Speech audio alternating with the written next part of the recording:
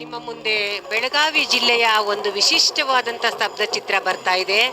ಶ್ರೀ ಮಹಾಕಾಳಿ ಮಾಯಕ್ಕ ದೇವಿ ದೇವಸ್ಥಾನ ಚಿಂಚಲಿಯಲ್ಲಿರ್ತಕ್ಕಂಥ ಈ ದೇವಸ್ಥಾನದ ಇತಿಹಾಸವನ್ನು ಸಾರ್ತಕ್ಕಂತಹ ಸ್ತಬ್ಧ ಚಿತ್ರ ಇದಾಗಿದೆ.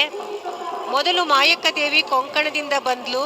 ಅವಳು ರಾಕ್ಷಸರನ್ನ ಹಿಂಬಾಲಿಸಿ ಹೇಗೆ ಚಿಂಚಲಿಯಲ್ಲಿ ಆ ರಾಕ್ಷಸರನ್ನ ಕೊಂದ್ಲು, ಆ ರಾಕ್ಷಸರನ್ನ ನಾಶ ಮಾಡೋದಕ್ಕೆ ಆ ವೀರರು ಮಾಯಕ್ಕನಿಗೆ ಹೇಗೆ ಸಹಾಯವನ್ನ ಮಾಡಿದ್ರು, ಆ ಚಿಂಚಲಿ ಗ್ರಾಮದ ಸುತ್ತಲೂ ಇರ್ತಕ್ಕಂಥ ಈ ಗುಡ್ಡ ತಾಯಿ ಕ್ಯಾರಿಕೊಪ್ಪ, ಎಡಿಮಾಯವ್ವ, ಕರಗುಟ್ಟಿ, ಚಿನ್ನದ ಗಿಡ ಇದಕ್ಕೆ ಹೇಗೆ ಹೋಗಿದ್ಲು ಅವಳು, ಆ ರಾಕ್ಷಸರನ್ನ ನಾಶ ಮಾಡಿದ ನಂತರ ಈ ದೇವಿ ತನಗಾಗಿ ಒಂದು ಸ್ಥಳವನ್ನ ಹುಡುಕೋದಕ್ಕೆ ಹೇಗೆ ಪ್ರಾರಂಭ ಮಾಡಿದ್ಲು, ಈ ತರ ಎಲ್ಲ ಇತಿಹಾಸವನ್ನ ಸಾರ್ತಕ್ಕಂತಹ ಸ್ತಬ್ಧ ಚಿತ್ರ ಇದಾಗಿದೆ.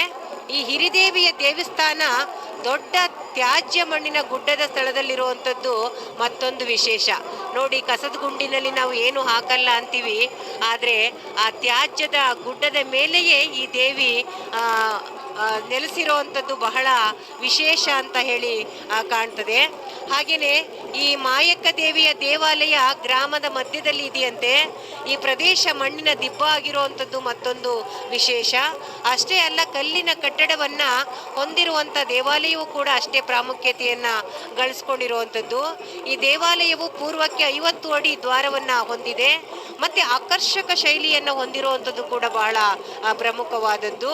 ಹಾಗೆ ದ್ವಾರದ ಮುಂದೆ ದೊಡ್ಡ ಕಲ್ಲಿನ ಆನೆಗಳು, ಅವರು ಭಕ್ತರು ಆನೆಗಳ ಮುಂದೆ ಉಪ್ಪು ಮತ್ತೆ ಹಿಟ್ಟನ್ನ ಅರ್ಪಿಸುವಂಥದ್ದು ಕೂಡ ಅಲ್ಲಿಯ ಜನರ ಒಂದು ನೈವೇದ್ಯದ ಒಂದು ವಿಚಾರಧಾರೆಯಾಗಿದೆ.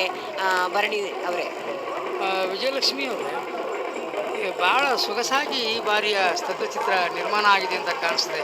ಕರ್ನಾಟಕದ 31 ಜಿಲ್ಲೆಗಳಲ್ಲಿಯೂ ಕೂಡ ಆಯಾಯ